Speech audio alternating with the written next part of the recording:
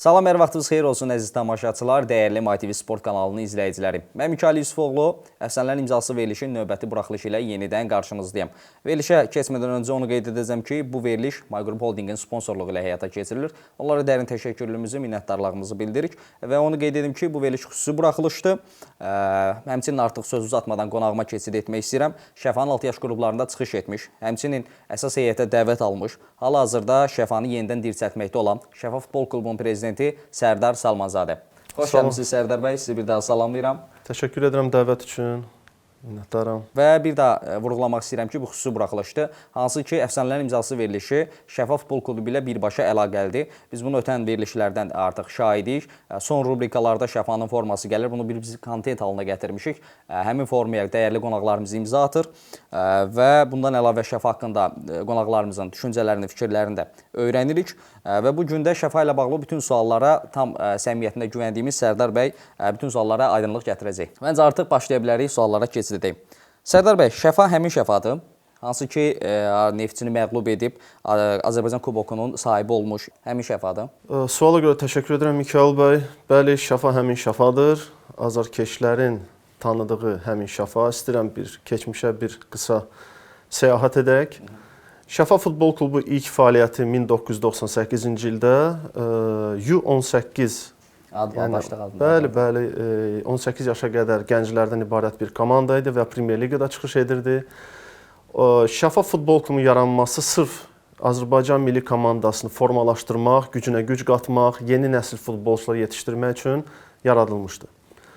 Və həmin dövrdə Kamran Ağayev, Emin İmaməliyev, Zaur Tağızadə, Avtandil Hacıyev, Emil və Mixail Kiçilmanlar qardaşları, yəni bəli, yəni istəmirəm sadalayım digər adlarda, bəli, çoxları tanıyır o futbolçuları. Bir müddət sonra 2000-ci illərin əvvəli, 90-cı ilin axırı sırf Şəfa Futbol Klubunun yetişdirdiyi istedadlı futbolçular uzun illər milli komandanı formalaşdıran futbolçular idi. Və 1999-2000-ci il mövsümündən artıq Şəfa Futbol Klubu öz adı ilə, Şəfa adı ilə çıxış etməyə başladı və ölkədə 2001-ci il ölkə kubokunda qalib oldu. Finalda Neftçi komandasını 1 hesabı ilə məğlub etdi və kuboku başı üzərinə qaldırdı. Ardından kubok qalibi olaraq Avrokuboklarda iştirak etdi və bu dəqiqədə həmən lisenziya malikdir. Intertoto kubokunda iştirak etdi. İlk mərhələdə düzü məğlub olmağına baxmayaraq, yəni ilk olaraq buna imza atdı. Biz Şəfanın, sözünüzə kəsəm, Şəfanın loqosunda da 98-i görürük. Həmin keçmiş Şəfaya bir göndəridir, belə desək. Bəli, biz həmən Şəfanı dirçəltməkdəyik. Allahın köməkliyi ilə yenidən Şəfa Futbol Klubu Premyer Liqada çıxış edə-edə milli komandanı formalaşdıracaq, yerli futbolçulara yeni şans verəcək, nəfəs verəcək və ümid edirik ki, milli komandanın nəticələri sırf Şəfa ilə bağlı olacaq. Şəfa Futbol Klubunu yenidən dirçəltməkdə məqsədiniz nə idi? İlk növbədə Şəfa bir brenddir və Şəfa adı çox insanlarla bağlıdır. Əsasən də futbol sahəsinə aidiyyəti olan və olmayan 80-ci illərdə, 90-cı illərdə doğulan insanlara aiddir. Çünki ölkədə stadion problemi mövcuddur bugünə kimi və Şəfa stadionu tikiləndə, belə deyək, qabaq gənclər hara gedirdi futbola məşğul olmaq üçün? Tofiq Bəhramov adına stadion əsas məyar götürülürdü və Şəfa stadionu. Və küllü miqdarda insanlar var ki, sayı çoxdur ki, sırf Şəfa Futbol Klubunun akademiyasında və ya alt yaş qrupunda akademiya aidiyyəti olmayan, orada fərdi qaydada məşq keçən uşaqlardır. Və dirçəltməkdə məqsədim yenə də təkrarlayıram, milli komandaya töhfə vermək, yerli futbolçulara yeni müasir üsullardan futbol sahəsində istifadə etmək, onları yeni müasir üslubda hazırlamaq və futbolumuzu ümumi ölkə futbolunu inkişaf elətdirməkdir. Və bu mövsüm Şəfa Futbol Klubu haqqında bəhs etsək, bir çox rekordlara imza atdığını görmüşük. Onun haqqında sizin düşüncələrinizi öyrənmək istəyəcəm. Ona bir vurğu edim ki, mən xatırladığım belə ən son Şəfa Şahdağ oyunundakı Azərkeş qismi olsun, Şəfanın Saatlı Araz qarşısında qazandığı qalibiyyət olsun 10-0 ki, hansı ki 9 mövsümdür bu rekorda yəni imza atılmamışdı. Səfərdə bir komanda 10-0 hesabı ilə məğlub etdi rəqibini.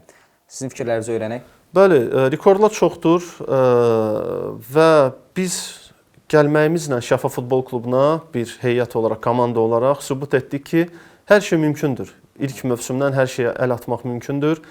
Rekordu nəzərə alsaq, son 9 mövsümün 10-0-lıq qalibiyyəti, bəli, bu çox böyük nailiyyətdir.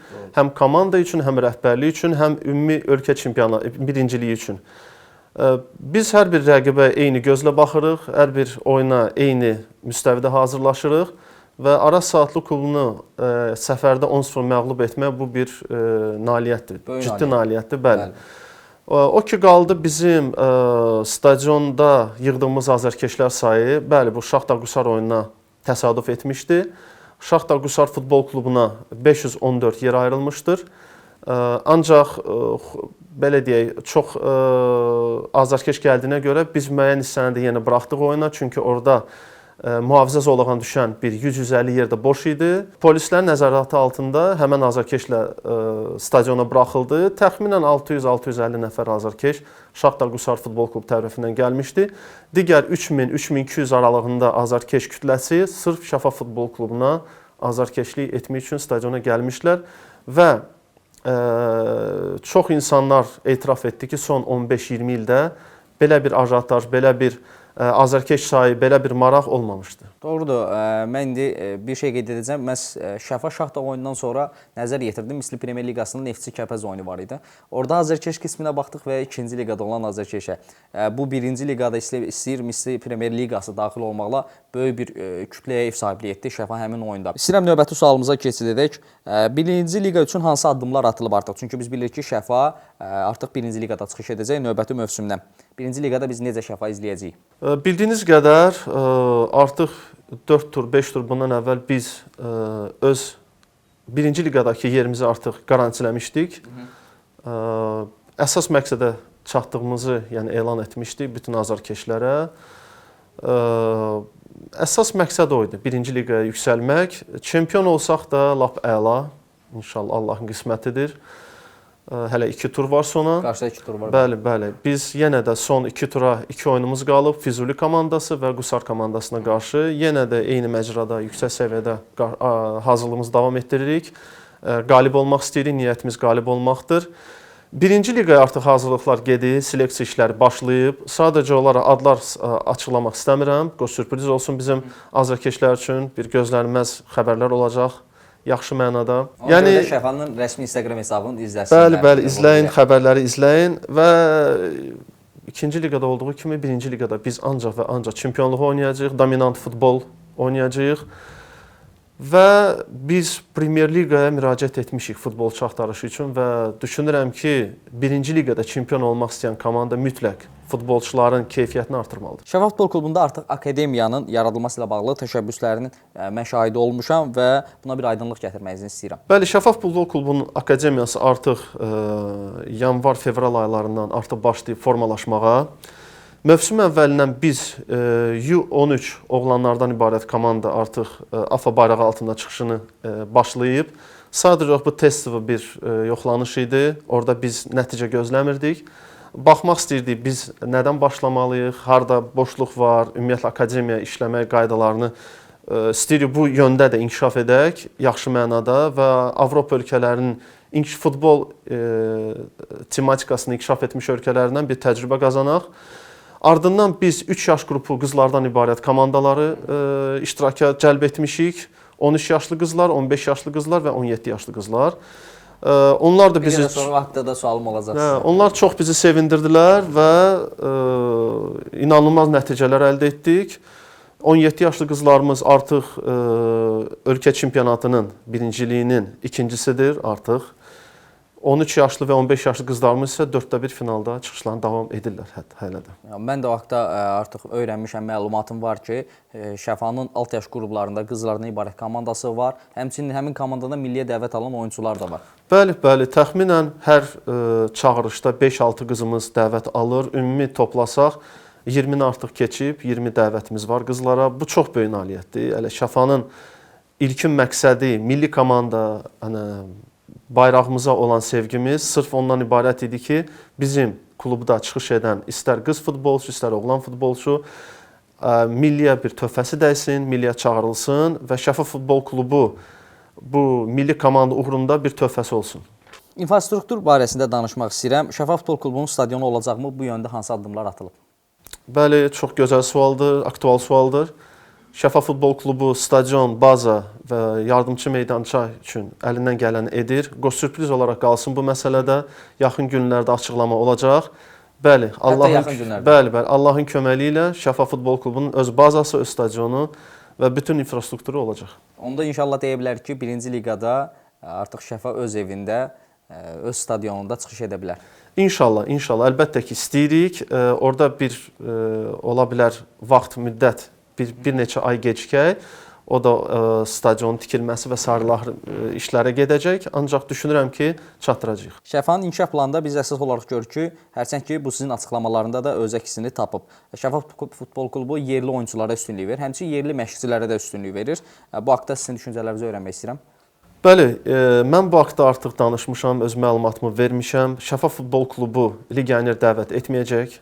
Yəni, ən azından düşünürük ki, biz əgər niyyətimiz milli komandaya dəstək və onun inkişafına yönəlibsə fikrimiz, biz ancaq yerli futbolçulardan bir komanda formalaşdırmaq niyyətindəyik. Və Premier Liqada, 1-ci liqada çıxış edən yerli futbolçuları Şəfa Futbol Klubuna dəvət edirəm. Gəlsinlər, bizim inkişaf modelindən istifadə etsinlər. Farmasevtik baxımından, vitaminizasiya baxımından bizdə hər şey yüksək səviyyədədir və hər kəsi dəvət edirəm. Biz bunu 2-ci liqada tək Şəfada görürük, vurğulasam. 1-ci liqada da Qəbələdə. Bir qədər də FMA barəsində istəyirəm danışaq. FMA barəsində sizin fikirlərinizi öyrənək. FMA Football Management Agency şirkətidir. Sırf Azərbaycan futbolu və Azərbaycanlı futbolçuların inkişafına yönəldilib. Bizim futbol agentliyin özəlliyi nədən ibarətdir? Nəyə görə məhz FMA-nı futbolçular seçməlidirlər? Biz öz futbolçularımıza Avropanın inkişaf etmiş ölkələrinin biznes modelini təklif edirik. Yəni, Azərbaycanlı futbolçular niyə uğurlu olmurlar Avropada? Bunu biz müşahidə etmişik. Sırf müstəqillik dövründən bugünə kimi. Onun, belə deyək, izahı bizdə var və biz düşünürük ki, Azərbaycanlı futbolçulara düzgün yanaşma, həm futbol baxımından, həm həyat tərzi baxımından sırf Football Management Agency qarantiləyə bilər. Bu nədən ibarətdir? Vitaminizasiya, farmasevtiya, ardından futbol klublarından düzgün müqavilə tərtib olunması, düzgün şərtlərin tələb olunması, həmçinin Birləşmiş Ərəb Əmirlikləri ölkələrinin birinciliyində hardakı Cristiano Ronaldo, Marko Brozovic və sair ilahır futbolçular, adlı sanlı futbolçular çıxış etdiyi liqalarda onlara yer təmin etmək, ardından futbolçunun istəyinə uyğun olaraq onun inkişaf modelini icra etmək və sair ilahır. Yəni, hər bir Azərbaycanlı futbolçunu Football Management Agency agentliyə müraciət edib bizdən dəstək almağa dəvət edirəm. Bu agentlik futbolçular başdan ayağa təkmilləşdirməyə çağırır, belə desək. Bəli, tamamilə doğrudur. Bu, Azərbaycan futbolunda çatışmayan bir məqamdır. Biz Şəfa Futbol Klubu olaraq, Football Management Agency olaraq bu boşluqları görüb, mütəxəssislərlə məsləhətləşmələri aparıb, o boşluqları doldurmaq ilə məşğuluq və düşünürük ki, biz bir uğurlu bir model əldə edəcəyik yekunda. Keçək növbəti rubrikamıza seçim arenası. Sərdar bəy, ötən verilişlərdə məhz bu rubrikanı hər dəfə etmişik, hansı ki, gələn qonaqlarımız ilk 11 yığırlar. Bugün sizin üçün həm Azərbaycan yığması daxil olmaqla da, həm də dünya yığmasını istəyəcəyik. Onda Azərbaycan yığmasına başlayaq, qapıda kimi görürük? Kamran Ağayev. Kamran Ağayev. Mərkəz müdafiəçilər rolunda? Mərkəz müdafiəçilər 2 cütlük Rəşad Sadıqov, Zirənin 2 baş məşqçisi və Tərlan Əhmədov. Şəfanın keçmiş kapitanı. Sağ cinah müdafiəçi? Sağ cinah müdafiəçi seçərdim öz unikal texnikası və bacarığına görə seçilən Mahir Şükürov. Sol cinah müdafiəçi? Sol cinah müdafiəçi bir mənalı indi də karyerasında Şəfa futbolunu davam etdirən Tərlan Quliyev. Tərlan Quliyev. Yarım müdafiəçi rolunda? Yarım müdafiəçi rolunda professor Mahmud Qurbanov. Daha sonra Mahmud Qurbanovun yanında Qara Qarayev. Qara Qarayev. Bəs onların önündə? Onların önündə sağ cinah winger Qızıloğlan Zaur Tağızadə, sol cinah winger Yunus Hüseynov. Yunus Hüseynov. Bəli. Bəs hücumçu? Hücum xətti bizim canlı əfsanəmiz, hamımızın fəxri Qurban Qurbanov Qurban Qurbanov və Qurban Qurbanovun yanında tandem Vadim Vasilyev. Vadim Vasilyev. İndi dünya yığmasına keçid edək. Dünya yığmasında olaraq gəlmiş-keçmiş bütün oyunçuları nəzərə alaraq hansı taktikdən istifadə edəcəksiniz? İlk öncə onu soruşum. Dünya yığmasının gəlmiş-keçmiş futbolçuların 3-4-3 sxemindən istifadə kimi görürük. Qapıda görürük əfsanə Gianluigi Buffon.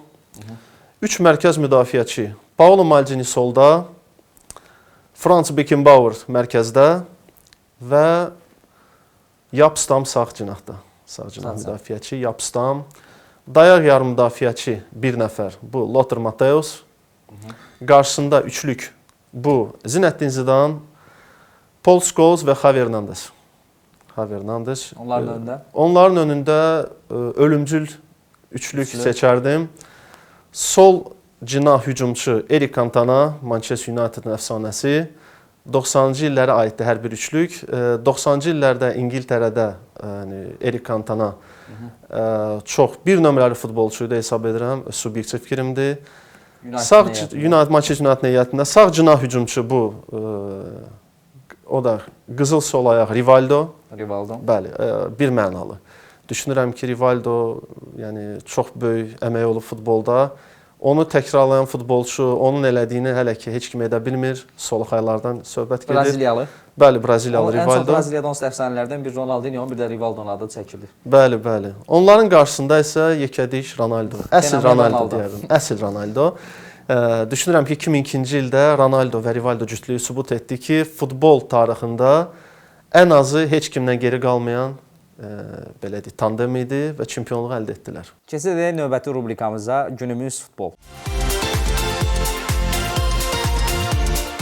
Sərdar bəy, günümüz futbola uyğun sizə suallar ünvanlayacağıq. Hansı ki, ilk sualım belə olacaq. Millimizin uğursuzluğunu nədə görürsünüz? Millimizin uğursuzluğu çox aspektlərdən və amillərdən asılıdır və bunu biz uzun illərdir görürük.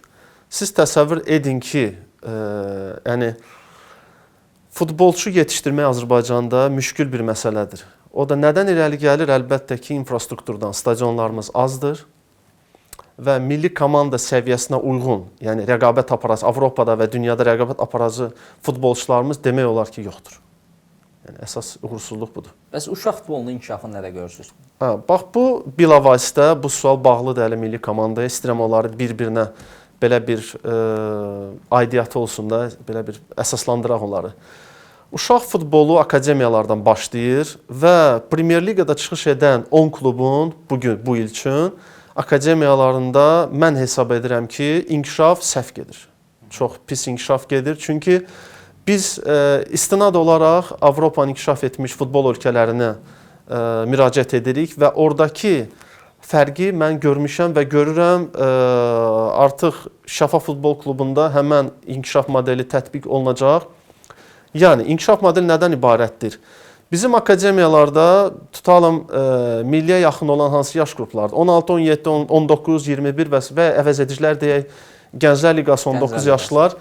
Yəni, orada formativsiya və vitaminizasiya yoxdur. Yəni, bu necə deyim sizə, nonsensdir bizim Azərbaycan futbolu üçün. Çünki bunu Peşəkar Futbol Klubu bilir.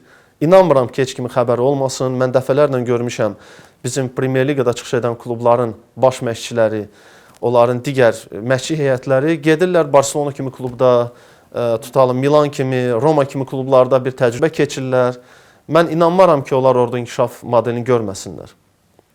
Və mən düşünürəm ki, biz AFFA və Peşəkar Futbol Liqası ilə birgə, yəni mən biz deyəndə Football Management Agency nəzərdə tuturam, bir kollaborasiya edib akademiyalara bir inkişaf modelini tətbiq edə bilərik, məcburi qaydada. Çünki bizim futbolçular 16 yaşdan yuxarı, yəni yaş qrupunda Avropa futbol klubları rəqabət apara bilmirlər. Doğru. Və bu bizim əsas milli komanda yansıyır. Çünki milli komandanın növbəti illərdə təmsil edəcək futbolçular əsas bu 16 yaş, 17 yaş Gənclər Liqasına çıxacaq 9 yaşlılar və əvəzedici heyətin futbolçularıdır. Ona görə bizim böyük bir problemimiz mövcuddur futbolumuzda, sırf inkişafla bağlı. Problemlərlə bağlı sözdə kəsirəm, qeyd edə bilərik təbii ot örtüyü məsələsi. Bəli, təbii ot örtüyü məsələsi, yəni bu deyərdim sizə, bəli, problemdir, ancaq ən böyük problemlərdən biri deyil. Yəni ən böyük problemlərdən biri süni otörtüyün keyfiyyətsiz olmasıdır. Süni otörtüyü var Avropada, Barselona özündə və digər klublarda. Yəni onların da keyfiyyət meyarı var. Hə, bugün keçmiş Şəfa stadionundakı Askarenada bütün Gənclər Liqası, əvəzedici liqaların oyunları keçirilir və oranın otörtüyü bərbad gündədir. Yəni bu düzgündürmü orada Gənclər Liqasının keçimi və yox, düzgün deyil. Ancaq biz baxanda infrastrukturun olmadığının şahidi oluruq. Ona görə əl-ələ verib bütün futbol klubları ilə AFFA-ya, Peşəkar Futbol Liqasına dəstək olaq, infrastrukturu inkişaf elətdirək. Biz əcnəbi futbolçuları gətirib milyonları paylamayaq. Yerli futbolçulara fikir ayıraq, Şəfa Futbol Klubu kimi. Yəni cəhd edək ki, yerli futbolçular inkişaf etsin. Əcnəbi futbolçulara, legionerlər xərclərimiz pulları xərcləyək infrastruktura. Yəni bu çağırışımdır mənim yerli klublara. Ötən müsahibələrinizin birində qeyd etmişdiniz. Mən çox bəyəndim o fikri. Hər kəs tənqid edir, biz kömək edək. Əlbəttə, əlbəttə. Yəni yenə də təkrarlayacağam. Peşəkar Futbol Liqasının prezidentinin təşəbbüsü ilə Elxan Səmədovun 2-ci liqa yaradılıb. Gələcəkdə mən ümid edirəm ki, 3-cü liqada yaradılacaq. İnşallah. Yəni görün bu, yəni böyük bir masştablı bir işdir. Yəni bunun futbolçular təsəvvür edin ki, bu dəqiqə öz yaşına uyğun olaraq, öz yaşını qürur çağın yaşayan futbolçular da bu dəqiqə 2-ci liqada çıxış edirlər. Bir müddət sonra 3-cü liqada da oynaya bilərlər. Bu artıq gənc futbolçulara da bir yol açır. Elə futbolçular var ki, əvəzedici liqada yəni uğurlu deyil, praktika almır və ya çıxış edə bilmir. Premyer Liqa klublarında bir variantlar açılır ki, onları 2-ci liqa, 3-cü liqada bir hansısa bir kluba icarəyə versinlər. Onlar oyun praktikasını itirməsinlər. Tonusda qalsınlar, inkişaf etsinlər. Təkmilləşdiyində daha sonra qayıda bilərlər də Premyer. Əlbəttə, futbolçu məxsusdur öz klubuna. İcarə haqqında AFFA-nın, FIFA qanununa uyğun olaraq icarəyə futbolçu verilir və orada öz oyun praktikasını və ya hansısa bir təcrübəsini artıraraq geri dönür. Yəni bundan klub ancaq əldə edəcək, itirməyəcək. Azərbaycanda futbolçu olmaq hansı çətinlikləri ilə fərqlənir? Əlbəttə ki, bu ilk növbədə onun əmək haqqısına arxalanır. İkinci liqa, birinci liqa, Premyer Liqada çıxış edən əvəzedici komandalar, Gənclər Liqasına çıxış edən 19 yaşlı futbolçularımız çox az əmək haqqı alırlar. Yəni bunu götürsək biz məyar qoysaq ki, onun vitaminizasiya və farmasevtiyasını klub vermir və futbolçu artıq həyat tərzi ona gətirib çıxardır ki, həmən pul ona çatışmır. Mən açıq deyəcəm 250-300 manatdır onların əmək haqqısı, bunu hamı bilir. Yəni bunun gizlətmə mənası yoxdur. Bu gün də bizim futbolçular o pulla heç nə edə bilməyəcəklər. Ona görə Football Management Agency və Şəfa Futbol Klubu istedadlı futbolçulara belə bir qapı açır. Yəni özünə güvənən, əmin olan, istedadına güvənən, əmin olan futbolçular gəlsinlər, müraciət etsinlər, yoxlanışdan keçsinlər. Məhz buna görə Şəfa Futbol Klubu və Football Management Agency seçsinlər. Ümid edirəm ki, digər futbol klubları da həm Premyer Liqada çıxış edən, həm 1-ci liqada, həm 2-ci liqada çıxış edən klublar bu meyarı nəzərə alacaqlar. Ən azından inkişaf etmək istəyənlər Şəfa Futbol Klubunu seçsin. Bunu da seçdikdən sonra mən düşünürəm ki, bir qədər sonra artıq bu bir adət halına alınacaq ki, digər klublar da artıq həmin şey etmək istəyəcəklər. Bəli, əlbəttə ki, biz bunu nəyəsə namin yox, ölkəmizin naminə, futbolumuzun inkişafı naminə bunu etmək istəyirik və hər bir klubu çağırırıq buna görə.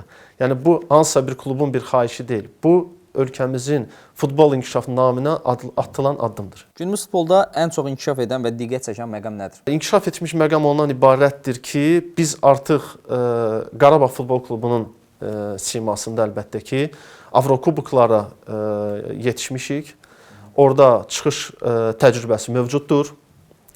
Azərbaycan Premyer Liqasında sürətli futbola üstünlük verilir, fiziki futbola üstünlük verilir. Sadəcə olaraq inkişafdan qalan bizim futbolçuların keyfiyyətidir və funksional hazırlığıdır. Bu inkişaf üçün də FMH-nı seçə bilərlər. Bəli, Football Management Agency-yə müraciət edə bilər. Əgər futbol qaydalarında bir dəyişiklik etmək istəsəniz, bu nə olardı? İldən ilə təkmilləşir hər bir şey. Son illərdə tətbiq olunan VAR sistemini də alqışlayıram. Düşünürəm ki, Azərbaycan futbolunda da bu problem mövcuddur, dünya futbolunda da bu problem mövcuddur. Bu mərkəzi və vacib oyunlarına hakim seçimi məqamında düşünürəm ki, Futbol Federasiyası, Peşəkar Futbol Liqası və ya hansısa bir klubların ictimai birliyi nümayəndəsi məsləhəti ilə bu oyunlara təyinat yəni ümumi qərar əsnasında olmalıdır. Çünki hesab edirəm ki, bizdə bu problem mövcuddur. Hakimlərin təyinatı vacib oyunlara təcrübəsi az və kompetentliyi aşağı olan hakimlər təyinat alır. Mən bunun cavabını heç kimdən ala bilmirəm. Yəni mərkəzi görüşlər var. Mən bunu keçmişdə görürdüm 2000-ci illərin əvvəlində, 90-cı ilin axırında bu tendens mövcud idi. Misal olaraq tutalım. Bugün Neftçi Xəzər Lənkəranla oynayırsa, bəli, ora Premyer Liqa təcrübəsi olan, ən yüksək xal alan hakimlər təyin olunurdu. Amma bugün biz bunu görmürük. Nə 1-ci liqada, nə 2-ci liqada, nə Premyer Liqada. Absurd bir qərarlar qəbul olunur. Yəni bu çox ziyandır bizim futbola. Dəvət edirəm ki, hakimlərin təyinatı təcrübəli şəxslər Premyer Liqada, 1-ci liqada, 2-ci liqada, Peşəkar Futbol Liqasının bir məsul şəxsi, Azərbaycan Futbol Federasiyası məsul şəxsi də bu təyinatda iştirak etsinlər. Artıq verilişimizin sonuna yaxınlaşırıq və verilişimizdə son kontent halına gətirdiyimiz bir şey var. Bu verilişin əvvəlində də qeyd etmişdim. Şəfanın forması gələcək. Bütün qonaqlarımız imzaladığımız kimi də məhz klubun prezidentinin də imzasını istəyirik. Böyük məmnuniyyətlə inşallah.